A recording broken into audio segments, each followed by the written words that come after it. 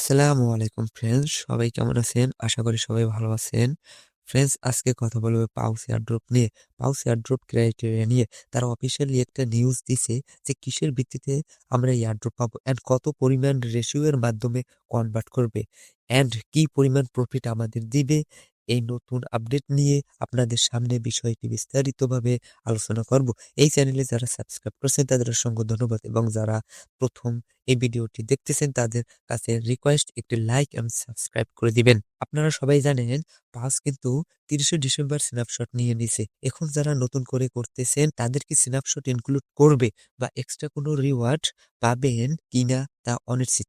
আমরা যারা এতদিন পয়েন্ট আর্ন করেছি এগুলোই কনভার্ট করে এয়ারড্রপ দিবে, এবং যারা 30শে ডিসেম্বরের পরে পয়েন্টস আর্ন করতেছে অর্থাৎ বর্তমানে যারা নতুন করে জয়েন করছে তাদেরকে সিজন 2 এ অন্তর্ভুক্ত করবে কিনা তাও কিন্তু কোনো পালস কমিউনিটি এখনো বলেনি। তো ফ্রেন্ডস, দেখেন পালস কমিউনিটি নেক্সট কি করবে। এখানে বলেছে হোয়েন টিজি, অর্থাৎ টিজি কখন হবে। এখানে তারা বলেছে যে একটি নতুন ফেজ শুরু করেছে যেটি হলো টিজি এর, অর্থাৎ টিজি এর জন্য আমরা প্রিপেয়ার হচ্ছি। এখানে তারা ফিক্সড কোনো ডেট বলেনি, তারা তাদের ডিল অথবা বিভিন্ন এক্সচেঞ্জের সাথে কথা বলে তারপর ফাইনাল বা ফিক্সড ডেট বলে দিবে। সব প্রসেস শেষ করে তারপর তারা বলবে। এটি হলো টিজি এর সারাংশ। সময় মতো তাদের টিম অ্যানাউন্সমেন্ট করে দিবে। সেকেন্ডলি বলেছে what are the criteria for the airdrop. Actual listing date তো আমাদের বলেনি, তবে এখানে ক্রাইটেরিয়ার মাধ্যমে বলেছে কোন কোন বেসিসের উপরে এয়ারড্রপ অ্যালোকেশন দিবে। এখানে তারা বলেছে স্পেসিফিক ভাবে কতটুকু রেশিওতে কনভার্ট করবে এবং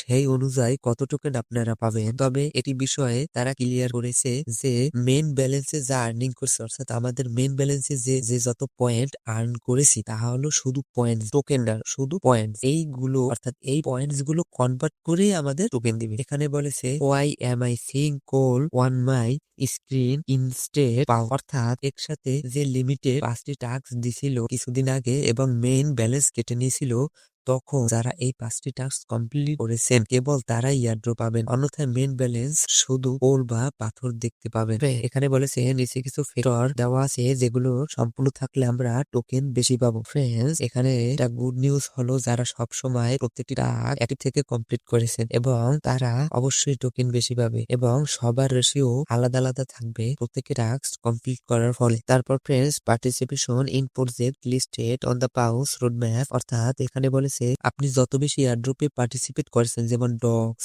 নোট কয়েন, এক্সএমপিআর ইত্যাদি, তত বেশি আপনার কনভার্ট রেশিও অ্যালোকেশন হবে। ফ্রেন্ডস, এখানে বলেছে নাম্বার অফ অ্যাক্টিভ রেফারেলস, অর্থাৎ আপনার যদি রেফার থেকে থাকে অথবা যত বেশি রেফারেল রয়েছে তারা অ্যাক্টিভলি কাজ করে তাহলে আপনি অ্যালোকেশন বেশি পাবেন। শুধু অনেক ফ্রেন্ড বানাইলেন কিন্তু তারা ঠিক মতো কাজ করতেছে না, ডিঅ্যাক্টিভ আছে, সেক্ষেত্রে কিন্তু অ্যালোকেশন এখান থেকে কম পাবেন, অর্থাৎ এই নাম্বার অফ অ্যাক্টিভ রেফারেলস থেকে। তারপর বলেছে ভোটিং মেডালস, অর্থাৎ এটি হলো কিছুদিন আগে টন দিয়ে যে ভোট দিয়েছেন এটার উপরে যে যত বেশি পরিমাণ টন দিয়ে ভোট দিয়েছেন তাদের অ্যালোকেশনও বেশি হবে। এন্ড মোর কিছু ফিক্সড কোনো ডেট বলেনি এখনো। সো ফ্রেন্ডস, এইগুলো হলো আজকের আপডেট, অর্থাৎ পাস কমিউনিটি যে নিউ আপডেট দিয়েছে এগুলোই হলো সেই আপডেট। এই পর্যন্তই আজকের আপডেট। ভালো থাকবেন, সুস্থ থাকবেন, খোদা হাফেজ।